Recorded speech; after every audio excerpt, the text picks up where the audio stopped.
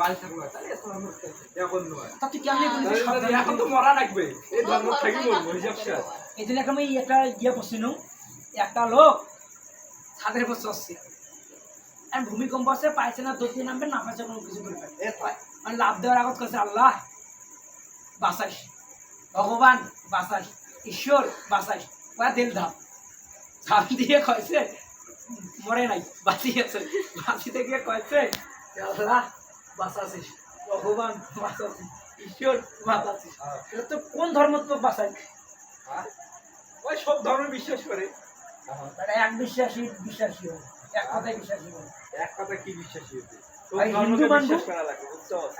এই জন্য দেখুন যদি 10 বাপের সন্তান যাই কোটিপতি আমি তার ঘর ভাত খান কারণ ওর বাড়ির ভাত খেলে আমি গরু গোস্ত দিয়ে খান আর ওর ভাত গেলে